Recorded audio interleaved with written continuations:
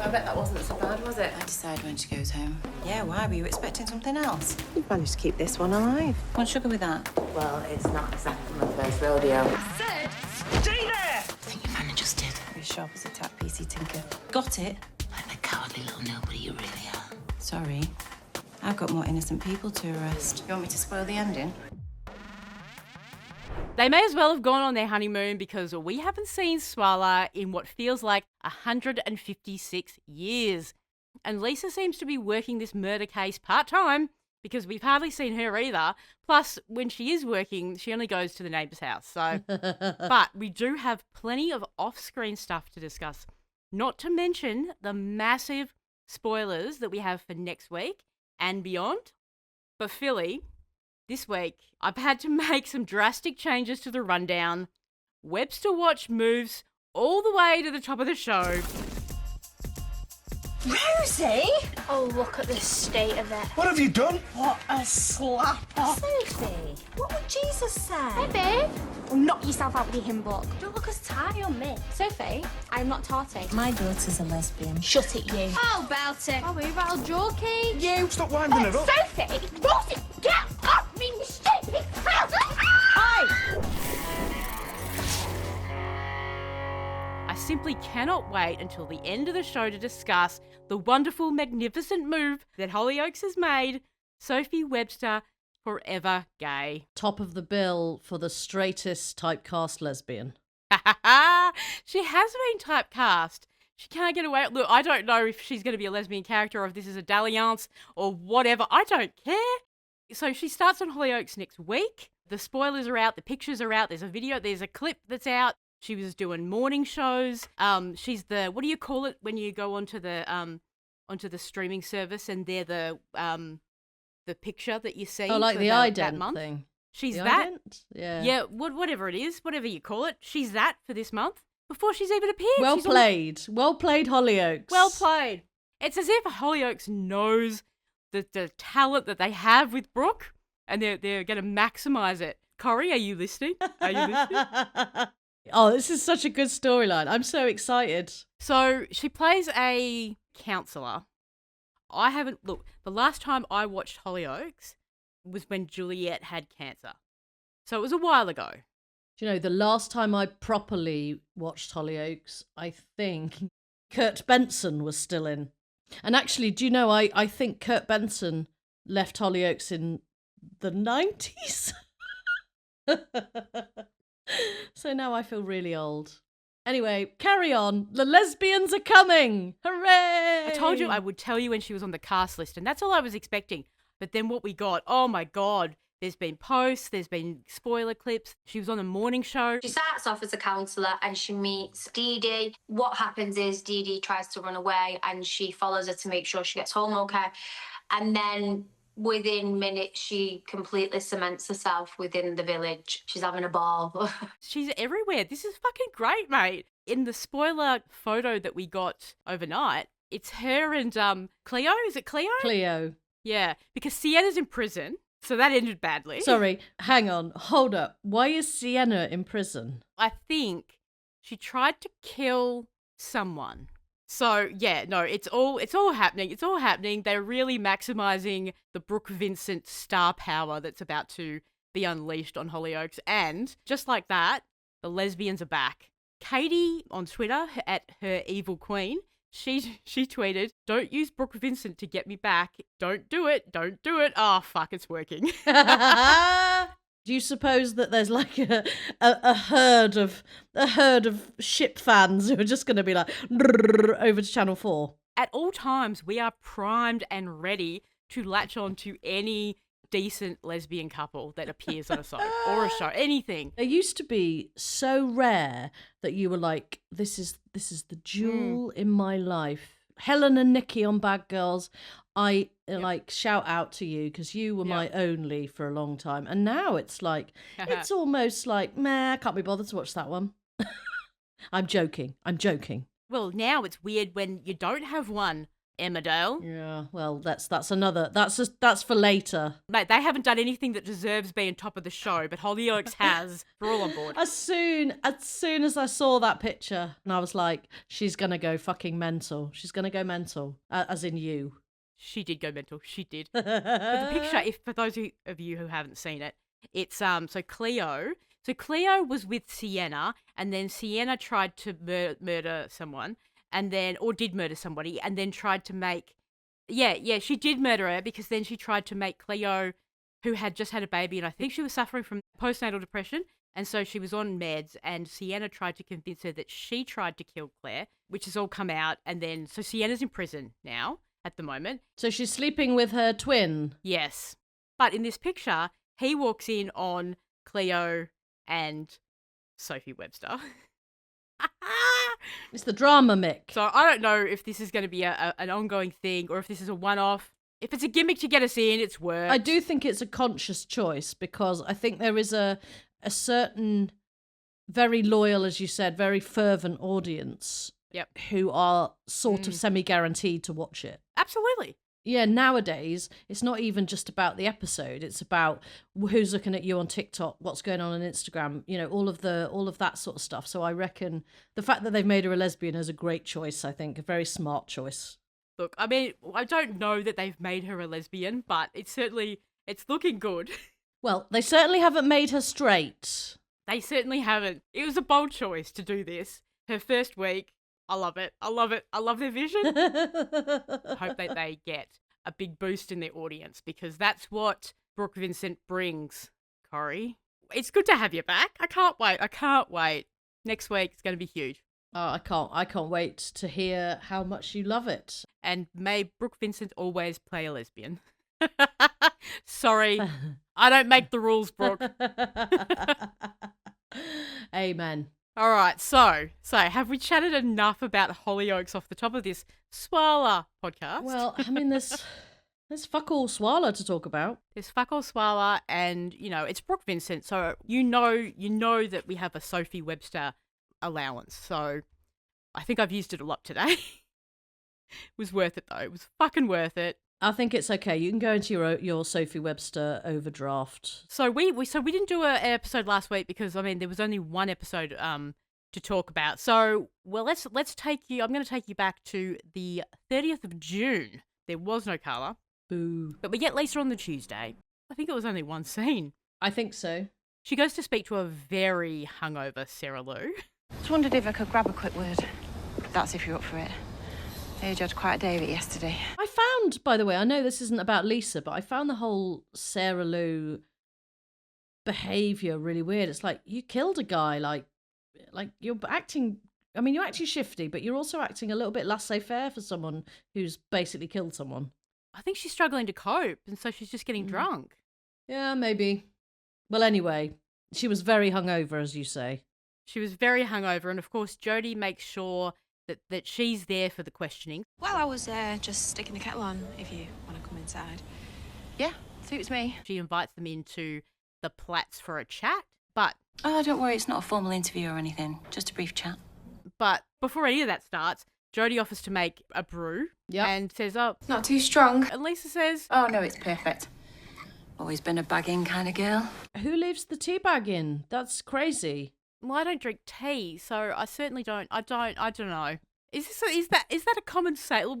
Right. So British people love a lot. We love a load of tea, don't we? Northern tea is also quite strong, I think. But a bag in suggests that the bag is never removed. So what you just keep the tea bag in, stewing as you drink. That seems wild. Is a builder's tea northern? Yeah, I would have said builder's tea is northern, but I'm not the aficionado of tea either, really. There is a chance we may be overthinking this. Oh, it was just a line. It was a thing to say. It was. Oh no, I wrote it down as well because I was like, why would you keep the bag in? That's mental. Just the wording of it sounded dirty. Right, how? You don't really have to have the details in mind when you say that sounds dirty. Come on. What? Sounds filthy. Yeah, but now I really want to know why. Oh, this is like the black pudding. Let's not go there. So they just want to have a chat. Jodie's acting really sus on Sarah's behalf, and she was trying to play lawyer. And when Lisa was asking questions, she was like jumping in for it. But if she's told you everything she knows, I mean... It's quite normal to go back to victims and witnesses, just to ensure there's nothing that we've missed. So Lisa's trying to get her, basically the timings of Sarah's attack down. Okay, so if we can just go over the details of that night. You left our wedding reception. Yes, I think you've got the photos. Yes, and I do remember you being there, of course. And Jodie said, I thought you'd only have eyes for Carla. and this is where Lisa says, Oh, well, I'm a copper, aren't I? Weddings, funerals, bar mitzvahs, we're never really off duty, are we? really, Lisa? Really? You didn't seem very on duty when you were snogging your wife's face off on the balcony. Best 2 seconds of Coronation Street this year. I reckon it might be. Is there an Inside Soap award for it? For best snog. There should be. There might not be an Inside Soap award, but there's certainly a Swarlanation Street award available. Yep. And if you haven't voted, go and vote. And we will talk more about that later. Yeah, get voting. Because, yes, one of the categories is best all-time Swala kiss, and you get to pick your favourite. So Sarah says... It was 9:10, like I said. She knows that because... I looked at my phone, funnily enough. And the only weird thing at the time was that the dog was barking its head off, which it usually doesn't do. I wish that there was more that I could tell you. I really do. If something should spring to mind, however small or insignificant, you know where to find me, yeah? Of course. So, yeah, and when Lisa leaves, Jodie's like, mate, it wasn't 9:10 because I hit you much later than that. Yeah. So now Sarah knows that Jodie was the one that attacked her, and Jodie knows that Jodie doesn't know that Sarah killed Theo, but she knows that she's lying about the time, and there's only like a handful of reasons why you would do that. Yeah, I mean, we talked about this, didn't we, in the last podcast, but that bit of the reveal, as in Jodie, was the only bit of any interest, really, of that whole situation. That sort of jeopardy of who they both know and neither's going to tell. The rest of it's all been a bit of a damp squib. I thought that was set up really well, actually, because now you've got these two that they're not friends, but they can't be enemies, with both of them having something over the other. It's very interesting, and I know that people are sick of Jodie, but I did like this story. I mean, we still don't know why she's there or what her deal is, but I'm sure we will soon. Of the many Jodie storylines, this is the one I'm invested in. Yep. Jodie is in all of the storylines, so that's saying something. I mean, earlier this week, she got her overalls on and she started cleaning up the mould in Abby's flat because she has to be in every storyline. That was it for the entire week. It was 3 minutes 40, one scene of Lisa doing her detective work next door. So she didn't go far. But yeah, that was last week. And then we had to wait a whole nother week until today before we got any more Lisa. Well, before today, can I talk about earlier on in the week? Oh, yes. So there was a couple of things I really liked, which may mean nothing to you. Tracy mentioned Fatima Whitbread. Do you know Fatima Whitbread? No, I don't. She's a British athlete from the 1980s who used to be very, very good at javelin. Yeah, okay, yep, I'm with you now, yep.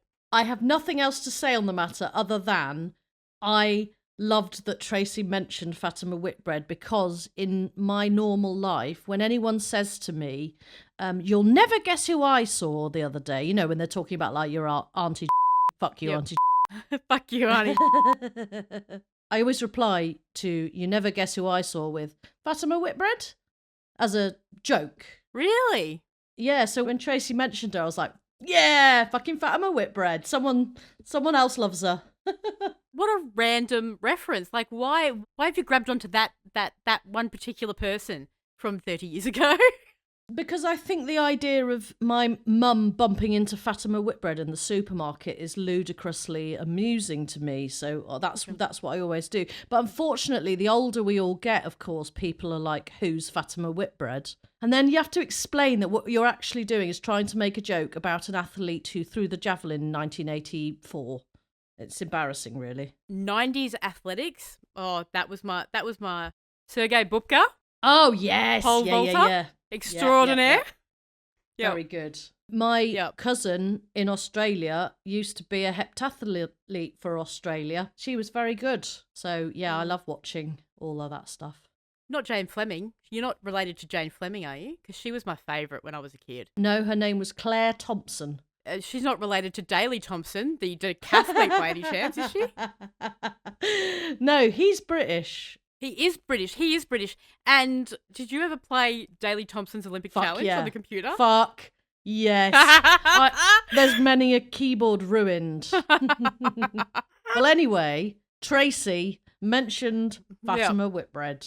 I'm sure she used to play Daley Thompson's Olympic Challenge. Oh, Tracy, when she was upstairs listening to her tapes. Yeah, listening to her tapes and playing Daley Thompson's Olympic Challenge. Yep, 100%. Yeah. But there were some really good lines, I thought, in those first 2 episodes that were not Swallow related. I loved that they were saying to Maggie, "What would you be buried with?" And she was like, "A slight look of disappointment." I just thought that was so funny. Like the disappointment that we had when she didn't die 2 months ago. And Christina, not a murderer as it turned out, just really addicted to shopping. Just a scammer like we thought she was. Halcyon days back then when we thought, A, this storyline was going to be mega, and B, that actually more interesting outcomes. I suppose Sarah Lou is quite an interesting outcome, but it's a bit bonkers to me. Anyway, is there anything else? The one you don't want me to mention, which was that I thought Steve's feet looked really big, so I sent you a screenshot of it, and you were like, that's just perspective. Like in Father Ted, these cows, small, far away. Yeah, his foot is right in front of the camera, and I also said, I really don't want to discuss Steve's foot size on the podcast, but yet you bring it up anyway. Yeah, no, I found the last 2 weeks quite boring, to be honest. Hasn't been much going on, or not much that I care about. No. The Will and Megan storyline was wrapped up so fast. Like, your justice system, it's immaculate. Get him in, get him in prison. Yeah. Yep. Sharing a cell with Becky Swain as we speak. Out they go. Yep. What's weird about all of these storylines, actually, is that there's such a long build-up. And actually, you mentioned, obviously, Becky. That was a long build-up. There's months and months of build-up to these storylines, and then the end is really sudden. I don't understand why that must be an editorial choice, right? They must do it for a reason. But I'm like, oh, could we not have a bit longer to understand? Nope, they're off. See you later. Yeah, I could understand it if they thought that the audience had a short attention span and just wanted stories to be over, which to be fair, in the Becky case, we did just want it to be over. But in other storylines, I think people are saying, well, hang on, there was no follow through and that's lacking. So it does surprise me that they keep doing it. It's like they lose interest when the really soapy part is out of the way, and now we've got to, what are we going to do? Serve justice. Boring. Next. Street justice. I suppose street justice would be actually not proper justice. It would be more interesting. That's the idea of street justice. Street justice ain't court justice. Yeah, murder, beatings, vigilantism. Tonight on Street Justice, vigilantes on the couples. Rita there with her walking stick giving Theo a beating. Oh, do you know what? I still think that they missed a golden opportunity to have it be Mary with the rounder's bat. Would have been great. Oh, I tell you what, in the midst of all the kind of with all the boring storylines in the last couple, or less interesting storylines in the last couple of weeks, Mary's been gold, Tracy's been gold. Those sort of classic Corrie characters have really kept it afloat. There's been a lot of Mary, hasn't there? And they've really, it feels like, well, it could have felt like they were sandwiching her in places that she wasn't supposed to be, but it worked. Like, her out to lunch with, or brunch, sorry. That was great. With the girls. That was really, really good. Amazing. And how could we move on from last week without mentioning Asha and Sienna? Yes, please. Lesbians. How did you miss the lesbians? I mean, I didn't. I just forgot because it was a week ago. Shame on you. Yeah, but I love Sienna. I thought she's great. Like, she hasn't been in it too much, but what she has been in, I've liked, and I think she's a good character. So I hope that they follow this through for a bit. Well, they're binning off Nina and maybe Summer, so they'll have to do something with Asha. Yeah, so Asha and Nina have moved in together, which we thought, oh, that could be awkward. That could be leading to something. But no, it's not going to be leading to something because Nina's leaving, filmed her final scenes already. So now I'm just like, well, hang on, how is she going to leave the show? Is she going to get jealous, or is she going to take Betsy's spot in fashion school, or like, how are they going to get rid of Nina? Well, obviously Betsy's spot in fashion school. Solved. Problem solved. Even she was like, go on, Asha, go and get her. So when Sienna got stood up at the bar and Asha goes, well, why don't you come and join us? And Sienna's like, well, why don't you join me? I'm like, oh, yes, they are on. It's a great line. Yep. So, well, fresh new week, and we had to bloody wait all the way until Friday again to see our Lisa Swain. But when we did see her, we saw a lot of her, and it was good. It was good. She had a messy bun, and it was a sight to behold. I mean, that girl's got some great hair do's. I mean, it's amazing. It's just a different type of ponytail, isn't it? It's just a different type of ponytail each time. And everyone's like, oh my God, I like the tight one. I like the low one. I like the messy one.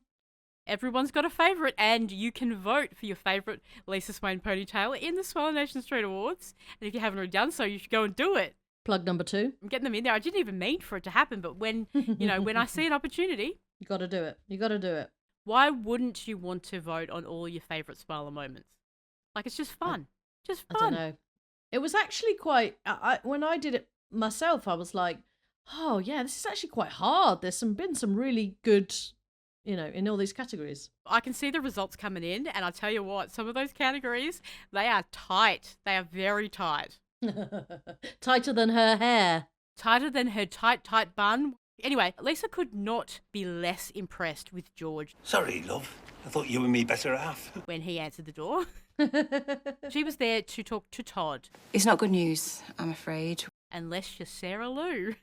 Then it's great news because we've reached a bit of a stalemate. They haven't got anywhere with this case. But Lisa is then intrigued at how Todd reacts to this because I was expecting you to be a bit more hats off with me, actually. That it's not better news. Considering he has been following her around Weatherfield, abusing her for not being able to do her job for over a month now, he was quite bloody relaxed, wasn't he? I'm just getting my head around the fact that I was with such a monster for so long. He won't be busting the door down at number 6, Becky Swain style, anytime soon, I guess, because sick of that whole flaming thing, to be honest. What a ridiculous ending. What a ridiculous ending. No, so what? No one is getting arrested? I assume at some point Gary's getting arrested, but it seems such a damp squib. Well, but it's piqued Lisa's interest because she's like, well, hang on. You were abusing me for weeks and weeks, and now you're like, oh, yeah, whatever. Okay, cool. Yeah. Oh, you haven't found a murderer and you're not getting anywhere? Oh, yeah, that's fine. Like, why the sudden switch in attitude, buddy? That'll bring him under suspicion next week. Well, it won't actually because Lisa's going to be, I don't think Lisa will be at work next week. Let's just say that. Are we moving on from this murder storyline now? Are we, or is the show? No, I don't mean us, you and me. I mean, is the show moving on from it, do you think? No, because in spoilers that we've seen, Kit knows that Sarah did it. And so now he's going to try and protect Sarah. Mm. And then you've got Lisa's going to be off looking after Betsy. So I just think that Sarah's going to get away with it because nobody cares enough to do anything about it anymore. Well, I mean, that seems predictable that Kit would try and hide it. And that makes sense of why they've brought in this new woman to take over the case so that she can take the blame for it. I mean, that's probably a good result, let's face it. We don't need to be anywhere near this fucking murder case. Let the extra take the fall, Lisa. Hey, Vicky, we haven't made you cry in a while. Well, don't worry, we'll sort that out. Lisa, report to the hospital. We've got some more crying scenes for you to film. Excellent. I actually think, and I was thinking about this when I was trying to answer all of the which awards I wanted to, which scenes. The angst I felt when she turned to Carla in that hospital and said, I don't blame him, I blame you, I think is my favourite. Like, it's just the angst I felt, the pain, it's so good. No. Loved it. I see, that is a big favourite in the fandom, and I don't love it because it's so tainted by how she treated Carla in the hospital, and I just can't. Oh my god, it was awful. That was fucking awful. I honestly inject it into my veins. No, I cannot tell you. I loved it. I mean, I hated it, but I loved it. Oh, look, I just hope that this storyline that's coming up, and we'll talk about it in a minute, but I really just hope that they actually are united. Because if we have Lisa breaking up with Carla because she's, angry at her, I don't know, the world for what's happened to Betsy, I'm going to be so upset. Oh, I don't think they will. I think that would be a nonsense, yeah. And the storyline in itself is enough of an educational piece and an interest piece to... When has that ever stopped them from dramaing it to the max? That's true too. What if she needs... I mean, it seems strange if she did, but what if she needs... what if poor Betsy needs a kidney? Well... Like, no, Betsy, we've run out of kidneys now. You cannot have one. Betsy, we actually had you earmarked for a spare kidney for Carla, just in case Connie doesn't come through for us, so you can't be lining up for kidneys. Well, maybe we could off Becky Swain and she could donate a kidney. Oh, yeah, that'd be nice. But with this storyline coming up, I reckon that means no kicky legs. It would be absurd for them to bring kicky legs into that environment. I agree. And a few months back there was, how there's always these theories that spring from people that see stuff on the Corrie tour. I don't know if you saw it, but there was a picture of what could have been a ramp, looked like a mat. It looked like a mat to me, but I did see a picture earlier this week, and it does look like a ramp that everyone was convinced was going to be because Connie was back and they needed a ramp to get the stroller into the house. Well, all of a sudden, it doesn't look like that's the case. It looks like it's going to be more for Betsy getting into the house. So it's going to be a wheelchair, isn't it? It's going to be a really hard watch, I think. Yeah, I think so. Like, I don't know how to feel about it. Like, I don't know. Poor Betsy. They will do a great job. No question about that. Oh, I just, you know how I feel about all the angst. But it's funny because I was like, oh, teenage stroke, like that doesn't seem likely. And I Googled it and I was quite amazed to learn that young person strokes are up by something like 50%, whereas actually apparently older people, it's actually gone down. So there's obviously, there is a few hundred, I think, or maybe a couple of thousand in the UK that suffer from it every year. So it amazed me that was a thing. I didn't even know that happened. Like, you just think about it as an old person's thing. Yeah, but I think we're all trying to work out what has caused this. Because what are they, like, where are they going with it? Oh, yeah. So there's theories, isn't there, that, like, it's drugs or it's this, that, and the other. I don't know. She doesn't seem to be a drug taker, particularly. Well, I mean, she's hanging out with Brody. She's about to go off to London. I mean, it wouldn't surprise me if they had you're off to London. Like, here, have some drugs. And then she has drugs are bad, but it could be anything because girls that are on the pill do suffer from stroke from taking the pill. Wow, they should tell people that. I think they do. Oh, okay. Contraception. You knew that was dangerous. We could speculate, but I'm so tired of the speculation. It's like whatever happens, it happens. Like, I'm not hanging on. Like, I don't really care what. Like, I'm not like, oh my God, I need to know what happens. It's like whatever happens will happen. It'll be good. I'm not hanging out to see why. I'm happy to watch it, which is, I guess, it's a good place to be. Yeah, but I think just the fact that, in the space of the last 5 minutes, we've talked about this, and you've told me about the fact that contraception, there is a chance that the contraceptive pill can cause that, or the fact that I didn't know that the percentage of people who are young and have strokes has gone up quite dramatically in the last 10 years. Like, I didn't know that either. So it's quite educational. The teenagers having stroke from stress has gone up. It's not the leading cause. The leading cause is still drugs. Okay, illegal yeah. drugs. Well, drugs, as we know, drugs are bad. Okay. But I would like it if they didn't go down the drugs route, but they probably will. Well, yeah, it's only because of the, like, I don't know, like, you've seen the journalists online, they've been trying to tease it without, like, obviously there's a lot being held back, so I think they're struggling to be able to tease it. Hold back the tide? Yeah, they're trying to give enough away to keep people at bay, but also, like, we can't really say much, because I don't think the main journalists, but I don't think they were expecting the stroke headline to be out in one of those magazines, because they were holding that back the other day. that's often what happens. Like they all diligently like keep the secret, and then somebody doesn't. And once somebody doesn't, it's a free for all.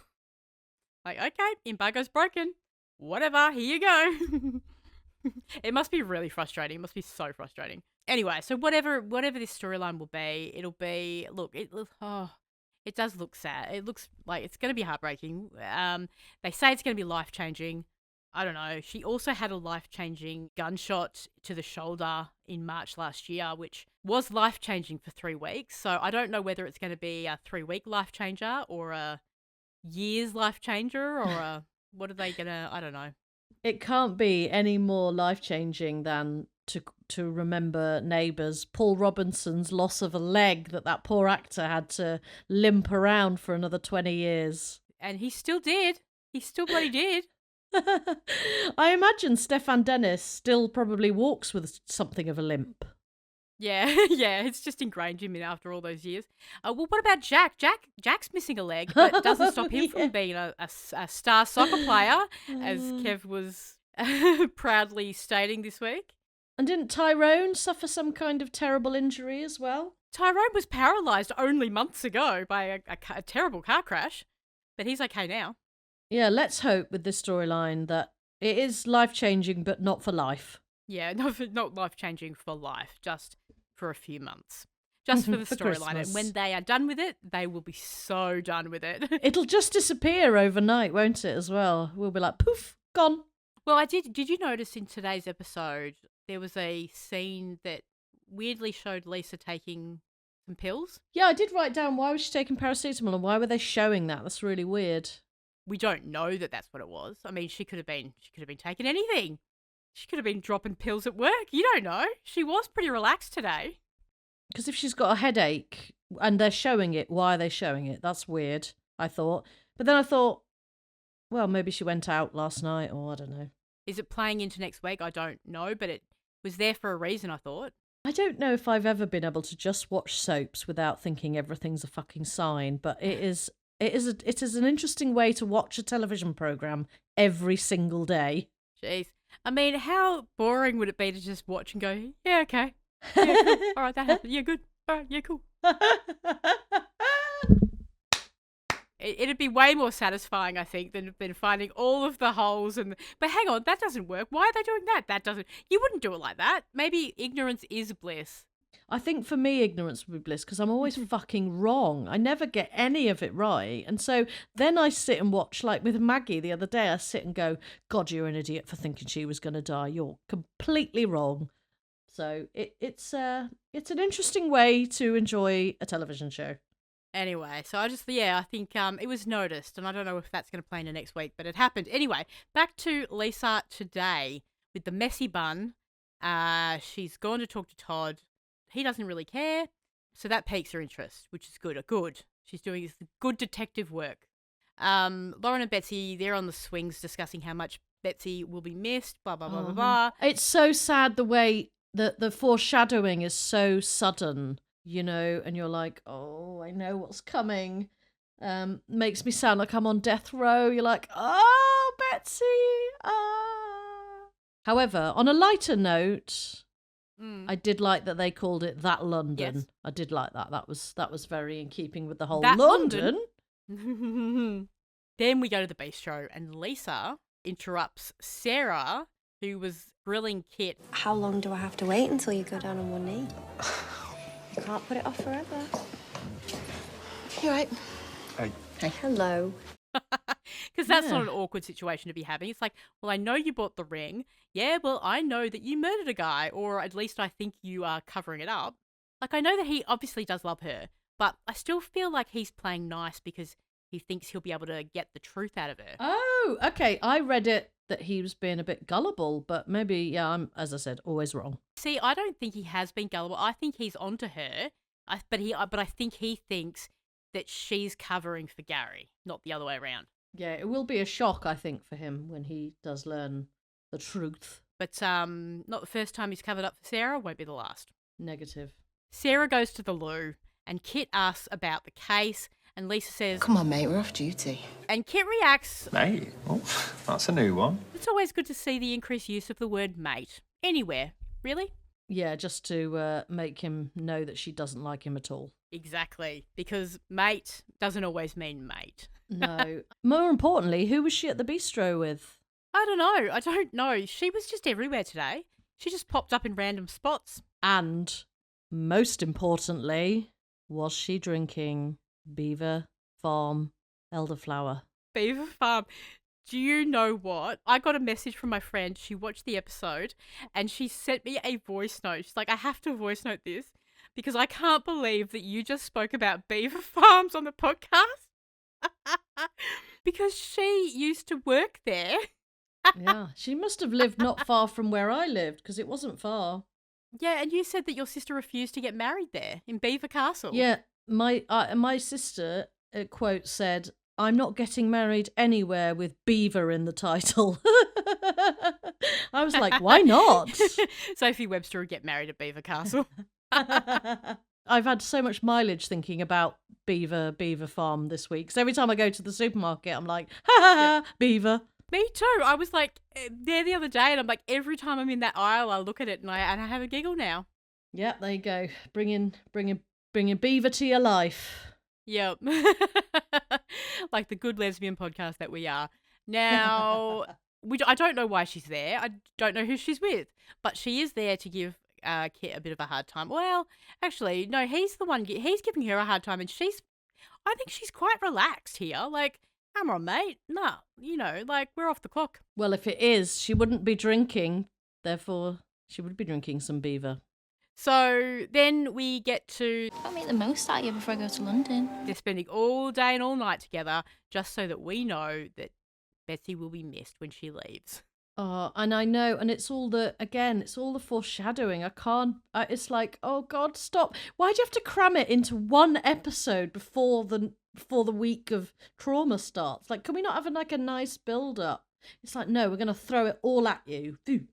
Like when he says, I don't know where I'll be in 5 years. Oh, and you're like, oh, I don't know where Betsy will be in 5 years. Ah! Could have done without the baby reference though. Don't need that. Well, that wasn't what the storyline was in the end, was it? The coming of age. Coming of age as well. That's an interesting choice of words, isn't it? I know, but also there has to be more to it because remember, this is a Dylan storyline as well. So there's obviously more to it than just Betsy having a stroke. Yeah. But what that is, I don't know. Anyway, so that's them. And then Kit storms into the station. Windass. Predictable. Well, you said Todd's behaviour's changed. And Lisa informs him. You're off the case. Ha ha! Sucked in. See you later, mate. He's not happy about that. What? Orders from the super this morning.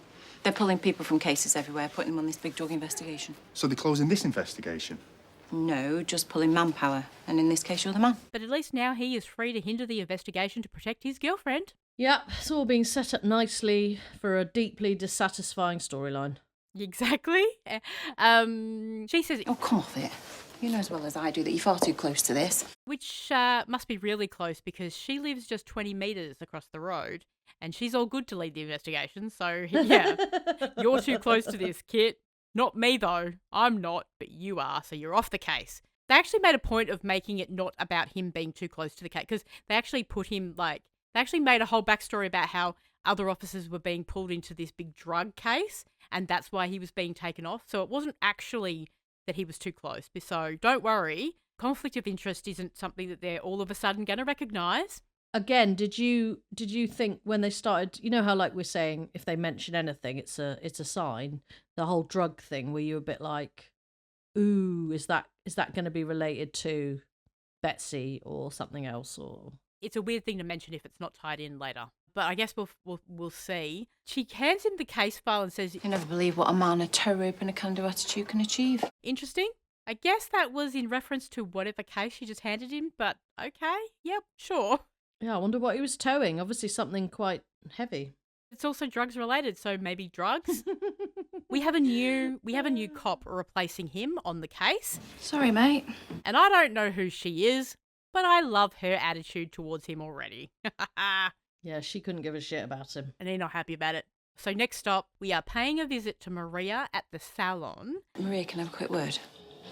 Yeah, go go ahead. That's fine, isn't it, Alia? Sally doesn't mind the interruption. She's mid getting her hair done as long as she gets the gossip. Is this about the Theo Silverton murder? It was amazing how they both leaned forward, wasn't it? I love that. Her and Alia. Like, "Ooh, we've got to listen in."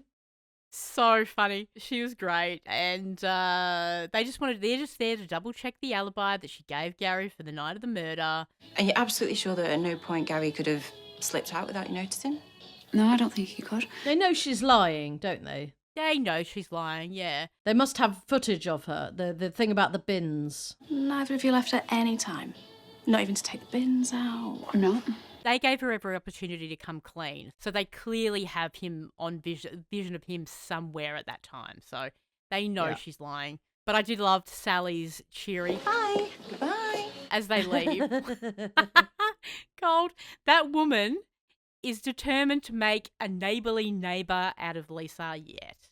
Yeah, I mean, we've debated, haven't we, for so long of Lisa having a real friend. Sally's right there waiting. She wants to be your friend, Lisa. No, that's never going to happen. Oh. She tolerates her at best.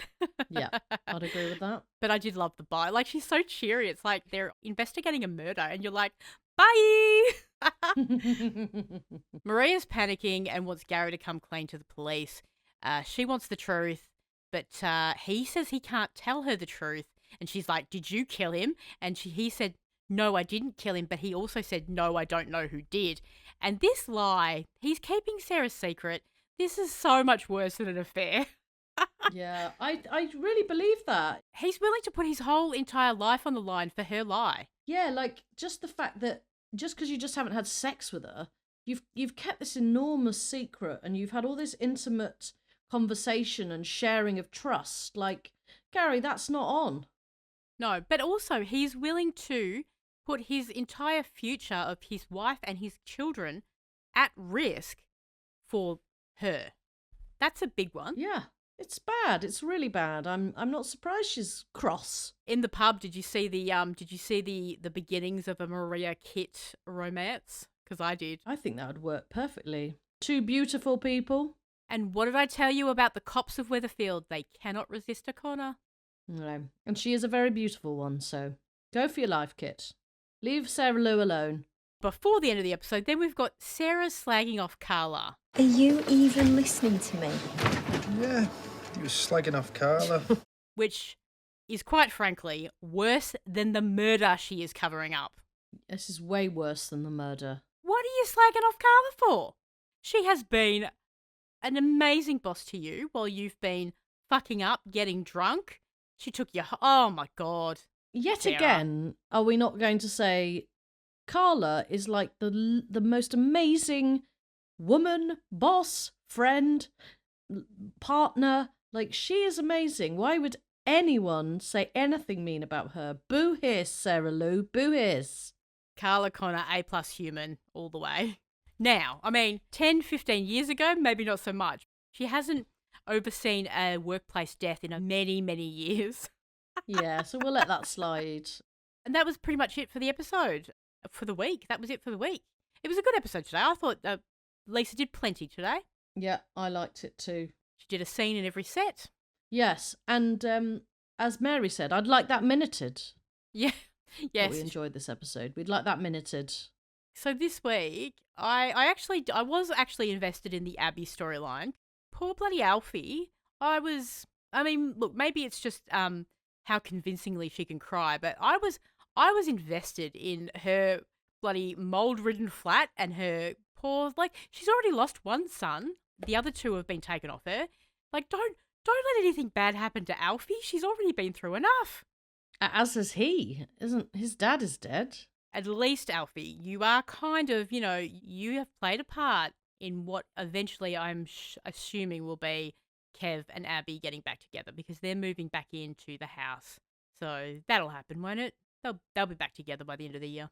Yeah, but I think they'll make Abby the kind of character that will have an affair again, I think. Actually, Kev's the kind of person that would have an affair again, but I wonder whether they'll do that again. Oh, he'll wait until Abby has cancer before he has an affair, yeah. Lovely. That's his go-to move, isn't it? Nice. What a guy. all of that would happen, and you know what? His What? daughter Sophie would still not be back. No, she's too busy sleeping with Cleo over the road. Fair enough. Oh my God, I can't wait for you to watch Hollyoaks. So the only other thing from today, I was like, what the fuck are Hope and Ruby thinking? What are they doing? We wanted to cheer you up, Dad. So we stole your DNA, sent it off to a public website, found your dad, pretended to be you, and then set up a meeting. Surprise! What are they thinking? It's not a great exit storyline, is it, for Claire Sweeney? She deserves better. Just clean your room and don't fight with each other. That'll make him happy. Yeah, yes, quite right. Yeah, the Claire Sweeney part of it, I think I hate it. Like she has come so far. So to bring back this piece of shit scumbag, to obviously just treat her like dirt. Yeah. I don't like it.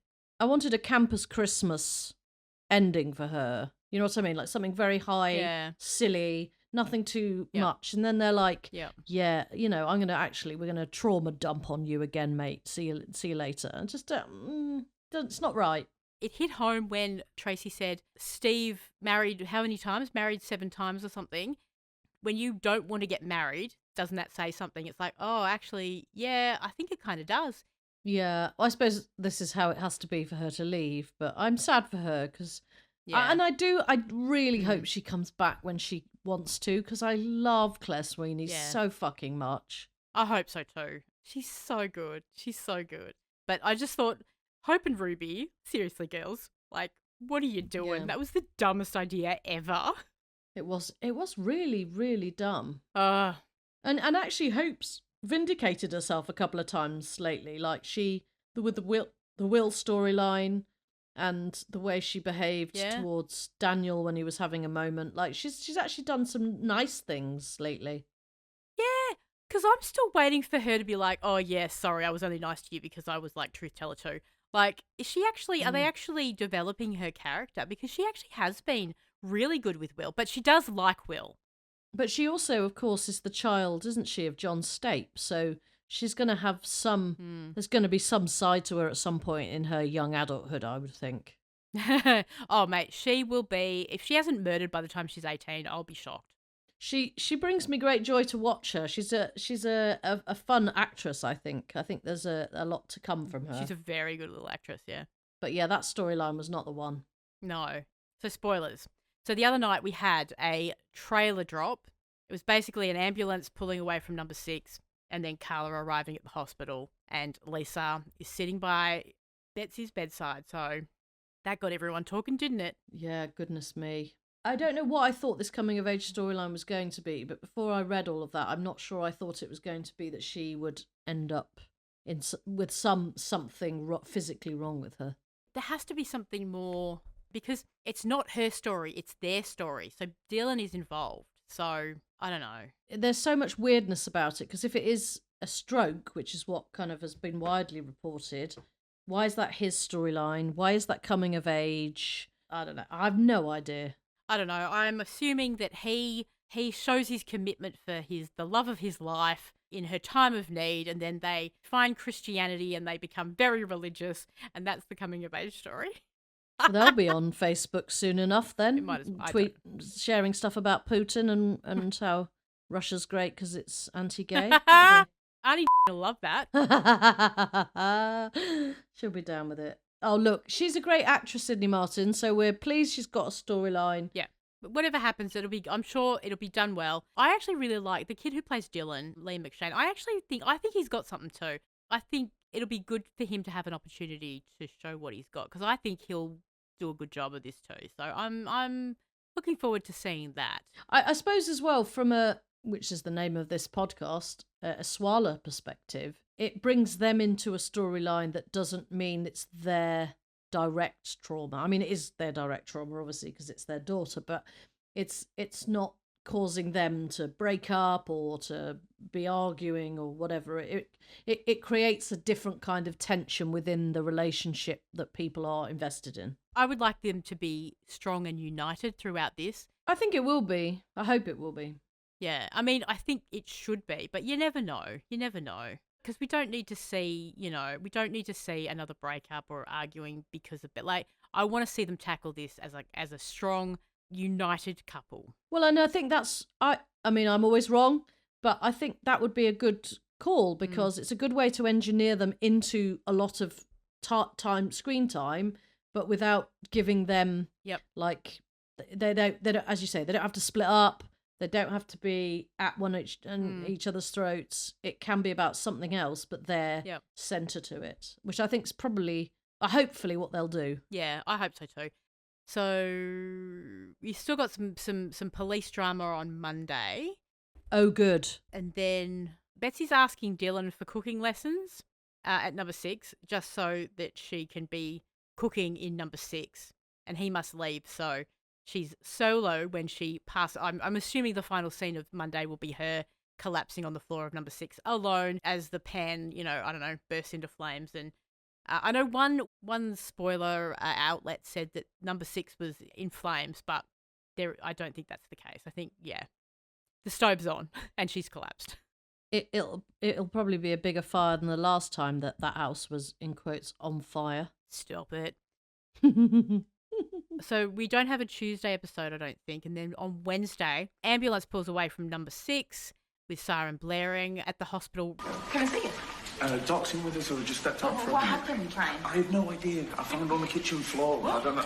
Tap was still running, so she must have collapsed. She was fine. This morning she was fine. She was laughing. And then at Betsy's bedside, a nurse explains to a tearful Lisa they are taking Betsy for an MRI scan.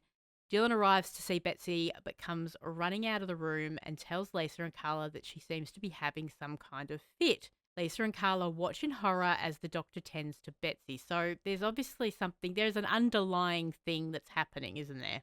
Yeah. It can't be epilepsy. They've done that so many. It won't be epilepsy. They've done epilepsy a lot, and they keep saying that it's a unique story. Yeah. So God knows what it is. So then on Thursday, we've got upset Betsy begs Lisa not to blame Dylan for what happened. In the cafe, Sean is shocked when a furious Lisa turns up and turns on Dylan and blames him for Betsy's collapse. Lisa calls at the station and tells the desk sergeant she'd like to report a crime. So little girl Lisa is going to get him arrested. But yeah, I don't know what is going on there. But then I think on Friday, so Dylan is upset.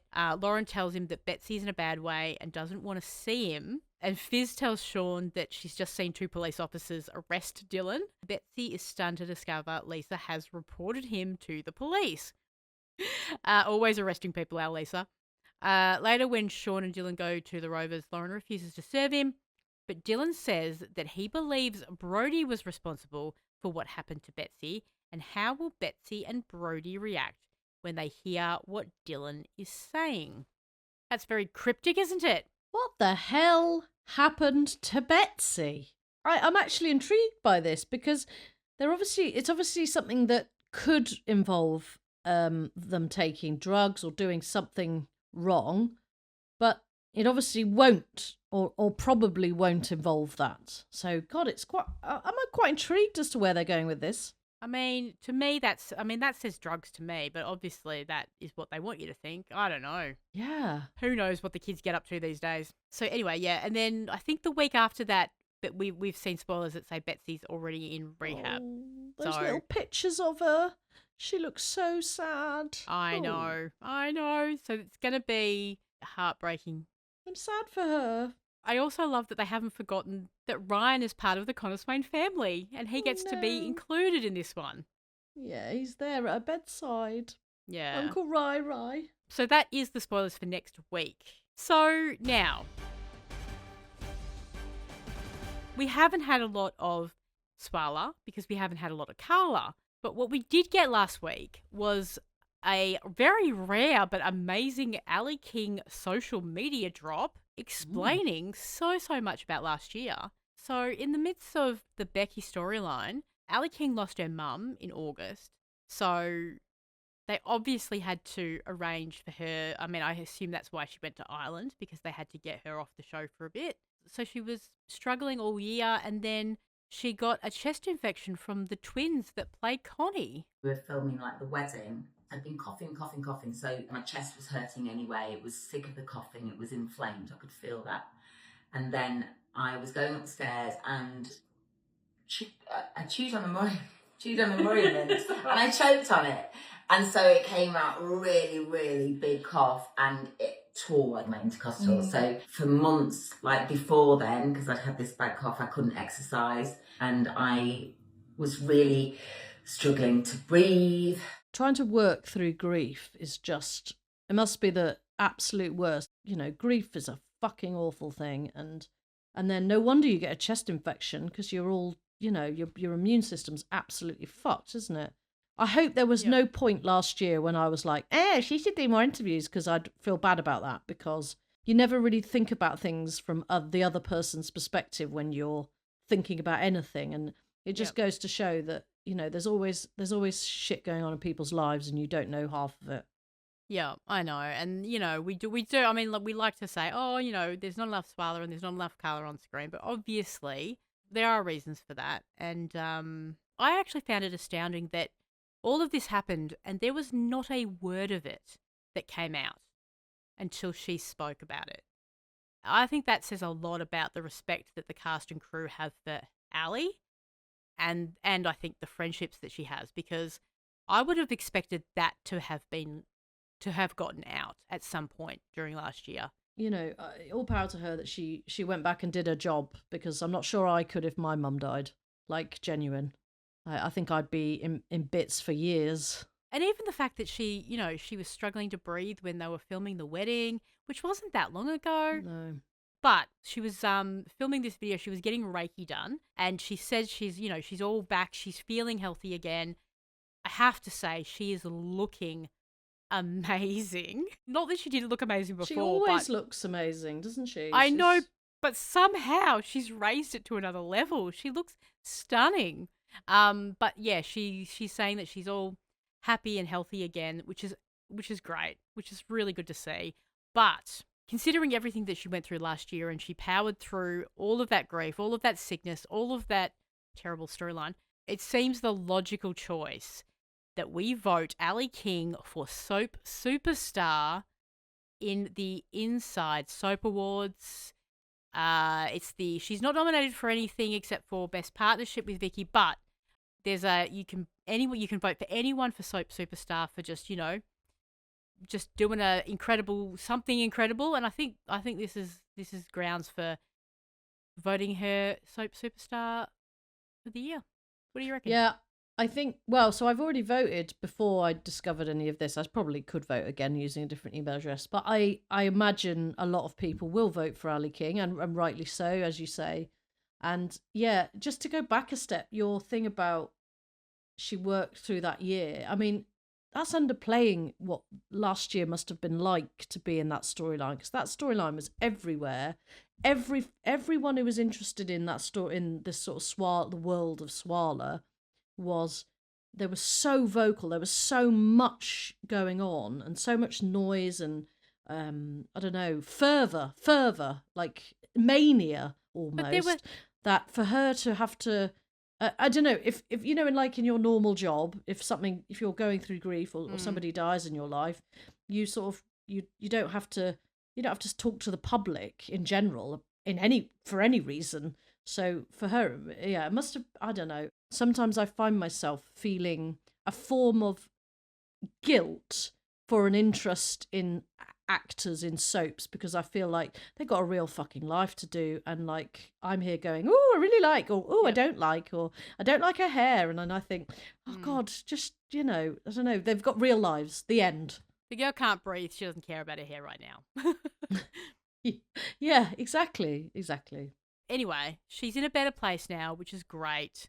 So, yeah, all respect to Ali. Well done. I mean, not that anyone had anything but the utmost respect for her, but, like, Jesus Christ, girl. Like, she's just kicked it up a couple of more notches. Like, she's just incredible, isn't she? Yeah. I mean, it's 20 years this year, right? She's been on Coronation Street.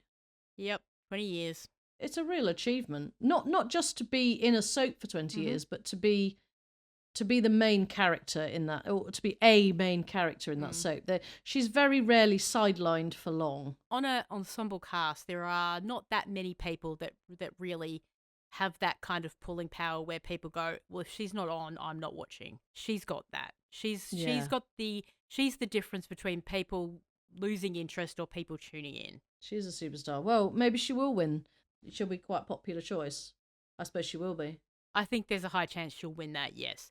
I don't think she'll go, but there's a high chance she'll win it. Do you think Swallow will win Best Couple? I think they will.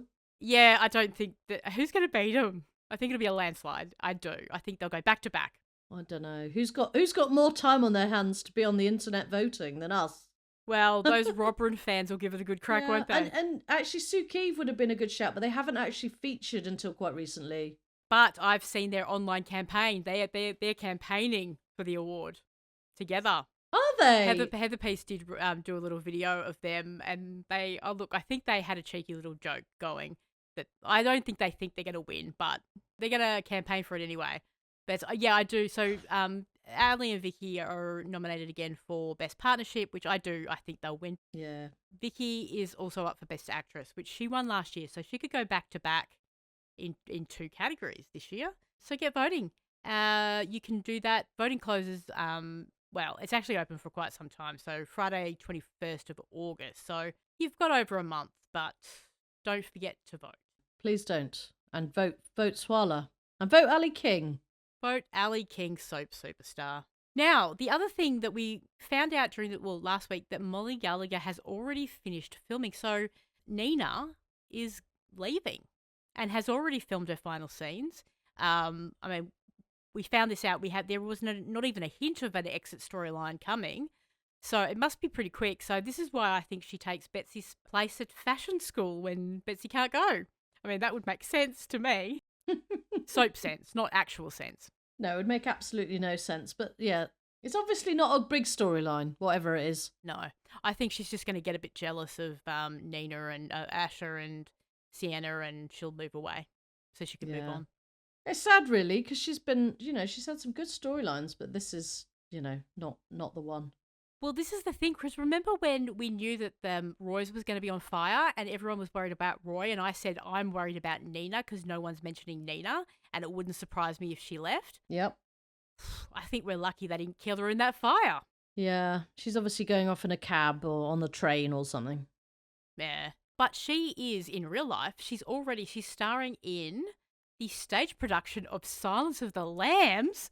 Oh. As Clarice Starling. Oh, God. She actually looks the part. Like, I actually think it would be a really good... Like, it's not a musical. I mean, Silence of the Lambs, the musical, that would be a thing, wouldn't it? On Glenda's boat. Glenda would do that. She would love that. On roller skates. It looks like a good stage show, so good on her. I don't think I could go to a stage version of Silence of the Lambs. I could barely watch it at home on the television. It's so frightening. Frightening. I watched it as a 10-year-old. What are you talking about? Yeah, I know. There's something wrong with you. Yeah. I mean, there's lots wrong with you, but we haven't got all day. So, Queer as Soap. Shortland Street has not been providing too much Maeve over the last month, which has been very disappointing. I'm also upset that Rachel's left, Mon's left. She left her, she gave birth, and she basically threw it at Marty and said, "See you later." Is this the? Hang on, hold up, because I remember your description of this. This is the lady who they had to operate on, and both the men were involved. She's gone now. Marty declared his love while her husband was in the room. Right. So then, so she had the baby, and then Marty was like, found out, and he was really upset. And he was like, "How could you?" And then he went and punched her husband. They got into a fight, but then he was like, he went back into the room and was like, "Okay, I'm mad at you, but we're in this together." But then they found out that the baby was sick. And I didn't watch that week, so I don't exactly know what was wrong with the baby. But she got really upset and left him with the baby. Well, she was pregnant in real life, so she had to go off and have her own baby. So they said it's permanent, but I really do hope that they bring her back because I need Mon and Marty together. I love it when people are pregnant in real life. They've got this on EastEnders at the moment with Priya. Priya is so fucking pregnant. And there's no bag. There's no bag in the world big enough to cover that bump. It's so funny. But we actually there was a trailer drop yesterday, and Maeve's making the moves on someone new. Go on, Maeve. I don't know. I mean, it's a flash in a trailer, but I don't know how I feel about it. So yeah, nothing really has been happening. But also she got fucking demoted. She got fired as DON. Oh dear. Which I'm not happy about. No. By the new CEO, who is not qualified to be the new CEO, but whatever. Presumably a man, is it? Or... Yeah, total wanker. Yep. Yeah. But also, I hope whoever she ends up sleeping with it has as good a ship name as Crave. It's a shame because Crave's a great ship name. It really was. I hope that whoever she ends up sleeping with doesn't have a wife. Yes, we all hope that. But I also hope for a little bit of angsty car park love. And me, I'm just hoping for domestic bliss at home. Because that's the show that I would watch. So that's a weird soap. Anyway, should we go to EastEnders? Yep. It's actually got really interesting. So they're obviously fostering this girl who I believe is also of Punjabi origin and from a Punjabi family. So her and Suki are kind of bonding quite quickly, and it's quite an interesting take on almost like the opposite of interracial storylines, which is normally, the minority lives with a white family and has to kind of integrate into their world. And now it's the character of Eve having to integrate into, as the adult, into the child's world. And I think it's a really interesting storyline already. And I think they're a great couple and they've got great chemistry. But this is genuinely feels quite educational and quite interesting to watch. EastEnders also had their Pride episode with Lavoie, the famous sort of drag act, which was very, very funny, but oddly didn't have its main female queer couple in it. It was which seemed like an odd choice to me, but the episode itself was funny.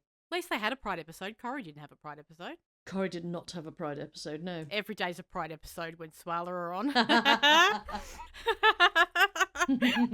So, moving on. Hang on, we're not talking about Emmerdale ever again now? We can talk about Emmerdale. I don't have much to say because I stopped watching when we knew about the storyline that was awful. And then when somebody said, oh, she must die. And so I tuned in and I did watch that episode to see her die, which isn't even her death. It's a fucking flash forward death, which I was disappointed by.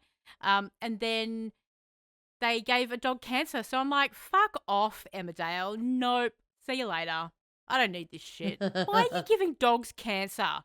Fucking hell. The cancer thing sucks, but the storyline that we so enjoyed for so long, they made such a hash of it in the end. Changing the narrative of that storyline and making it what it was in the end. Even as good an actress as Emma Atkins is and blah, blah, blah, that of course she is, but that storyline was not the one. And then to kill her off, it was like, oh, great, okay, fantastic. It was a bit weird too because you didn't actually know that it was a flash forward death until the next episode, because the next episode starts because they make it look like it was Mac because he was there. Then she's dead. But then the next episode, it's not even obvious that it was a flash forward death because I kept on expecting the police to knock on the door. It was only a journalist had to say, no, it was a flash forward. So they didn't even make it obvious. But honestly, I went from enjoying that storyline immensely to just finding it just rubbish. I was so annoyed. I was so enjoying the baddie. I love a good baddie. Yeah, I know. I think next week Vanessa finds out about Dr. Todd. Oh. But unless that revelation leads to Charity and Vanessa together again, I don't care. Vanity rising. However, Emmerdale, if you decide to put them back together, I'll be there. Don't worry, I'll be there front row. But until then, I don't care. We're all ready. We'll sit and watch Hollyoaks and Emmerdale and Coronation Street for a full lesbian gambit of the UK soaps. What more could you want? Well, you could go and vote in the Swarlanation Street Awards because I haven't mentioned it before, but so we are for Soap Week. We launched our very first, the inaugural, if you will, Swarlanation Street Awards. Woo! I've tweeted the link. Follow the link and go and vote. There are so many fun, silly, ridiculous, unnecessary, but very enjoyable categories. It's a great trip down memory lane as well to remind yourself of some of those amazing moments that you forget. They were golden, weren't they? They were just so good. Such gold. So there are 36 categories. Don't let that scare you off. You don't have to answer them all, but you'll want to once you get into the voting. It's more addictive than Christina's shopping habit. So you can go on the form. It's got all of the categories. If you want it, you can. It's also got the videos. You can watch all of the scenes that are nominated before you have to vote. If you need a refresher, which I doubt you will, because we don't need refreshers, do we? We've watched them a million times, but at least that YouTube ticker just keeps going up and up and up. So we've got categories like don't get dressed moment. What do you think? What was yours?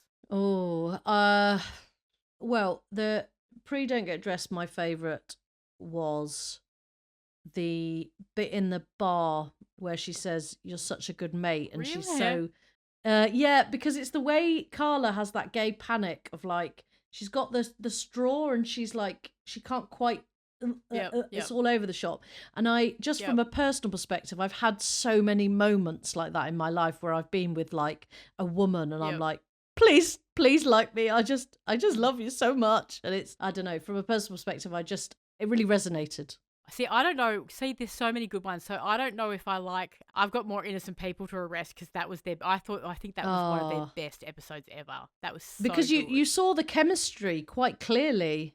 Oh yeah, it was like they were so feisty, and it was just one of the best episodes of theirs ever. Still to this day. And you were there before, weren't you? Yep. You were one of those people who was like, "Hang on a second, they're definitely doing something here." Whilst the rest of us were unaware at that point. Yep. Yeah, that's amazing. Sheer force of will. Yeah, delusion got us there. I was grinning like an idiot watching these scenes going, oh, it's so on. It's so on. But then Tappy Thighs was the moment. As soon as she tapped those thighs in that police station, I knew there was no going back. See, the moment in the car, they could have played that off as a friendship thing. Yeah. But the moment she tapped those thighs, I thought, no, there's no going back. If they go back now, it's queer baiting.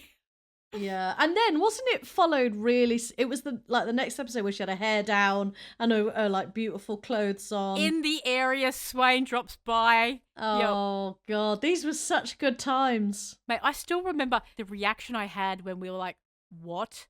Like it was like a different character walked in because we hadn't seen Lisa Swain in casual or not so casual attire, hair down, makeup. Oh, she looked stunning. It was just a moment. Yeah. She was only in that one tiny scene for the whole episode, but I mean, it's still one of the best scenes to date. It was also really wicked when they had that interview where they explained how they'd sort of done the chemistry test, and you think, oh, actually, it was a total plan for such a long time. Of course, it must have been, but these aren't included in, the voting for actual moments. But some of the interview stuff that you hear over the, the months and that followed, I just loved learning all that stuff. It was brilliant. Yep. Imagine, we say this every week, don't we? Imagine if they released the footage. Imagine if they released the footage of that chemistry test. Like, that would be mega. Well, they were written for that chemistry test. Yeah. So they never made it to air. It'd be amazing to see that. But then you've got the episode where Lisa has to hold back Carla from going at Joel. God, was that a hot scene? Oh, yeah, that was hot. This was when Betsy... See, neither of these two fools were even in that headspace. Well, we could argue that Lisa was because she totally got... Well, she totally got dressed up for Carla before she went to the hospital because she had her hair done in a special way that she has never had it before, never had it since. She did her hair special. She absolutely... She did get dressed. She absolutely did. She looked immaculate. And then, she got dressed up again to go and arrange work experience. But then somehow, a couple of weeks later, they're completely clueless when Betsy has to be the one to point out that something's going on here. They're like, no. You could argue that Carla was still clueless, but you you couldn't argue, I don't think, by that stage that Swain was clueless, because she very quickly said Carla is straight, as if she definitely considered it, but she's straight. And that was great as well. And I loved how they took the L word quote. It was probably from before the L word, but then they had to change it so it didn't say wet. Yeah. I mean, it's a great line, but it also makes absolutely no sense. But yeah, and then I think Lisa had a crush on Carla from the moment they met. I think that was obvious. Yeah. So she's been but I don't think she ever thought anything could ever happen. When you do these lists and you read them and you read like the different options, you're like, fucking hell, there's been so many moments that that we have all just loved and enjoyed. And it's incredible really to think about, all that content and all those moments and all the fun that's happened around them. There's so much joy around them as well. And I actually, the feeling of joy, not even the scene itself, but the joy around it is kind of part of my memory of that. Especially Don't Get Dressed. Well, you remember it takes you back to the time where, I mean, the fandom we were full of anticipation and it was exciting and it was just so much fun to be a part of. Everything was just great. I don't think I've ever been so excited to see a soap moment. I happened to be in central London. It was first thing in the morning. I had to get from where I was to the Eurostar because of all weekends. I have to go to Bruges for a weekend. And I just remember waiting at Piccadilly Circus with my phone, waiting for that episode to download before I got on the tube, and just the amount of energy I felt about it, which is ridiculous. I'm a 40-odd-year-old woman, but it was so fun and so exciting. And I know so many other people from, chatting to people on the internet. You go, oh, you're doing it too, and where were you? And I know it's only a soap storyline, but it brought so much joy. I think we missed out. I think that was something that we didn't get when we were sort of growing up. And I think we all thought we had passed that kind of age where we would get invested in something. So I really did, yeah. I think Spoiler took a lot of people by surprise, honestly. Yeah. I was shocked. It took me by surprise, and it took a lot of people that wouldn't usually be in this sort of crazy fandom space. Just because of what it is and just something that we had craved for so long. I think you're right. I think because as a kid, I loved soaps and I was engaged with soaps and I made websites about soaps and I went on message boards. But then time passed and I moved on from it, and I wasn't that, I still watched stuff.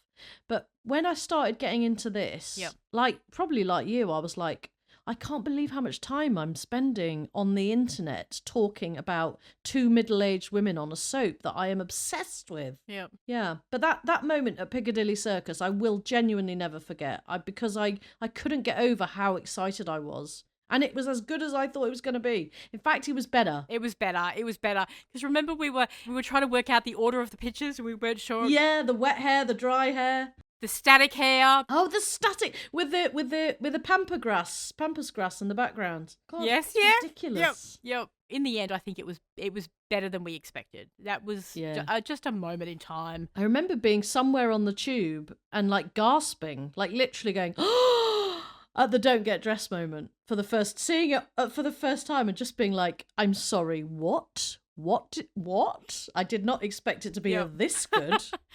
Yep. I was watching on my phone and I was trying to, and I don't have the app because you're not allowed to have the app over here. So I had to use it on the browser, which is really shit. And I was trying to fast forward it through and I accidentally skipped past the kiss and just got Lisa poking her head out of the room saying, get back in here. I'm like, oh, okay. Oh my God, you must have had a heart attack. Yep. Oh God, because I don't think we expected that. No. And I remember getting on the Eurostar. I was with my sister and my cousin, and they're busy chatting. And our seating layout was 2 seats and then 1 seat in front. So I was like, I'll go on my own.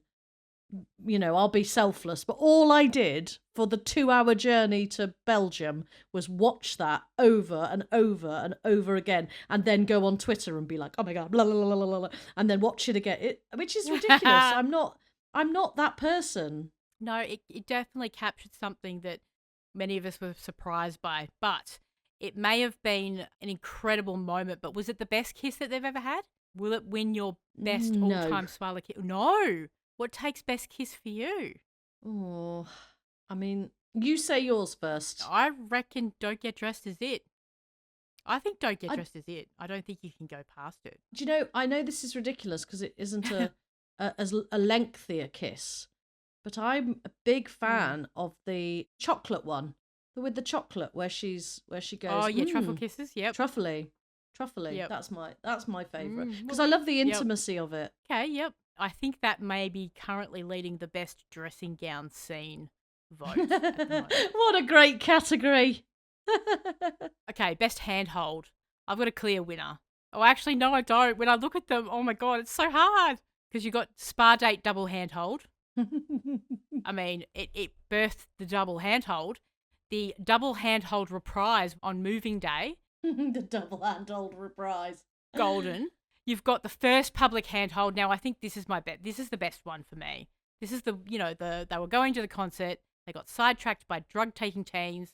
That's the one I voted for. But they're all great. That's the thing. It's really hard to vote. They're all great. Okay, best Lisa Swain apology. Oh, definitely. Of course, post-hospital, post-angst. Yeah, you know which one I like. It's not as angsty and it's not as, well, it's pre-relationship, but I liked the one where she went in and ended up saying, well, you can interfere in my life whenever you like. I love that apology. Oh, yeah, that was good. That whole period of time was so good, pre everything. It was so good. And they even moved Bobby out the room. Do you remember? In that scene, they had him leave, so he wasn't in the scene. Yeah, so she got rid of Bobby, and that gave us my favourite Lisa Swain lip bite, which is also a category you can vote in. Completely unnecessary, but we do have it there for your consideration. And we will be announcing the winners of these inaugural votes next week. We will. So we will have an award show that we will end of next week. Watch out for that on the YouTubes. Get my glitzy dress on. Yeah, we're all going to get dressed up. There'll be a red carpet. There'll be awards handed out. It'll be the night of nights. So yeah, if you haven't voted, go and vote. We're going to hold it. I'm going to keep it open for another week. So many good categories to choose from. So get your vote in, because if you don't and something else wins, you'll be very disappointed in yourself. I mean, it won't really mean anything in the long run, but you'll be, It's a bit of fun, and it's a trip down memory lane. It's fun to play along. All right, let's do some feedback. So a couple of comments on our last episode, which was Sarah Lou, what did you do? Yana said, such a funny episode, Chingate, Beaver, and Two Cheeks. Oh my God, I'm never forgetting funnel in her box. And then we had Chris saying, fuck you, auntie name redacted. And we actually had a comment on Blue Sky from Tanya, who said, Chingate, seriously, I noticed the lip placement myself, but does it matter? The whole scene was so delightful. The only thing bothering me about it was that it was too short. It was a great kiss. Amazing. And over on Spotify, we have Jill, 305, saying, spot on episode. It looks like telling auntie, name redacted, to fuck off will become a regular thing. Yes, I mean, I've been doing it in my real life, Jill, for many, many years, so there you go. It might soon achieve the success of Fuck Off Bobby. Well, yes, that would have to go some way for that to happen. Yes, I agree. Kim Wallace should be on Street Justice. Kim Wallace on Street Justice. I can't wait. One of the best lines was uttered by Ali. If Kit and Maria get together, it will prove that Weatherfield cops cannot resist a Connor. Who can? Who can? And I'm bummed that DS sexy as fuck Connor Swain, I'm shouting that because she's put it in capitals, may not get the win. Yep. Oh well, keep your chin gate up. Sincerely, jammy bastard Jill. Oh, it's Jill. Jill with a kitchen island. Damn you, Jill. Jill with a kitchen island, yes. And over on YouTube, Kaggy76. That was so much fun. Thank you. A lot of work went into it. I wanted to vote for both Ryan and Roy in the Ally and the Ship Captain Awards. I gave them one each. Good shout, Kaggy. Well done. So obviously that was in relation to the awards that we dropped, which Yana said, so much fun, absolutely outstanding. The time and effort put into this is amazing. Thoroughly enjoyed reviewing all the conscientious videos. So hard at times to pick only one. I know. And then Chris said, 41 categories. Strap yourself in, folks. There's only 36, and you don't have to vote for all of them. You can just skip if you get bored, but you won't get bored because there's so many good moments. 8020 on Twitter. Some of these are so difficult to choose, I've lost my mind. Love that. Yeah, I get that. It was supposed to be so much fun, but it was so difficult. And Tanya over on Blue Sky said, yeah. It took me a while to vote, so it must have took you a lot of time to gather the awards voting together. Thank you so much for doing so. It actually did take me a long time, and I thought, oh, why am I wasting so much time prepping this? It's not a waste. It's not a waste. But it's not a waste. It's not a waste. And so many people have voted. And people have enjoyed it. So, now I'm glad that I did it.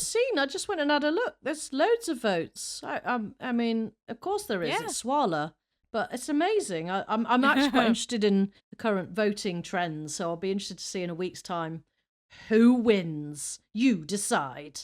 I know. Now, this last email has been sent to us by Jill. It will be read by you, Philly. I have not read it. This one's for you from Jill with the Kitchen Island. Oh, okay. So, thanks, Jill. It says Kitchen Island. Dear Philly, brackets, and Ali, I'm writing to discuss the island. You know the one I speak of? Yes, none other than the infamous Kitchen Island. The one you covet and the one I have. I was watching... Hey, Jill. The gloating? Really? Yeah, it's not a good look, Jill. She just wrote in to taunt you. Yeah, fuck you, Jill. Right. I was watching the Engagement Island episode yesterday, and I realised that the colour of the island matches exactly with what I have. So it's like I'm living in the Connor Swain kitchen. Coffee mugs and all. Keep up the good work and keep the laughs coming. Sincerely, jammy bastard, Jill. Well, thank you, Jill, for the description, the boasting, and for the Kitchen Island entertainment. We salute you. Thank you, Jill, for just writing an email purely to gloat to Philly that she does not have a Kitchen Island and you do. Well done. Well done. I've never felt more inadequate. You will one day get your Kitchen Island. Don't worry, Philly. Come on, it's coming. When you do, I expect you to write an email to Jill. I won't be writing an email to Jill when I moved into my house and have a Kitchen Island. I will be sending her pictures and video of my Kitchen Island. I will be dancing. Yeah. Dancing around Fuck you, my Jill. I've got a Kitchen Island now. Fuck you, Jill. And fuck you, Auntie, because I've moved in with a woman and we have a Kitchen Island. Woohoo! Oh, well, that will do it for another week, I reckon. You can email us and find us on the socials and all of that shit. You know the drill. But, yeah, next week, massive Swallow scenes coming up. Plenty of drama, plenty of angst, and the premiere of the Swarlanation Street Awards. So keep your eyes peeled for that. And Philly, would you like to do the honours and terminate the interview? I am. I'm going to terminate the interview at 13:23. Oh, hang on. I'm just going to interrupt you because I forgot. How dare you? If you're listening to this before Sunday night, it's the end of soap week on Sunday, and I have made the soap trivia quiz that Conversation Street will be holding on YouTube on Sunday night. So if you're listening to this before Sunday night, go and tune in and join the fun. And now you can terminate the... Go on, as you were. And if you're in England, of course, tomorrow it is coming home. We will win the footy ball. Come on, England. Okay, yes, I'm terminating this interview at 13:24 on the 10th of the 7th, 2026. Goodbye. Goodbye. Finally, you're going home. I decide when she goes home. Is this going to take long? It'll take as long as it takes. You need to let her go. Wait there. Let me find the key. You're free to go. Why? Because I'm a supervising officer and I say so.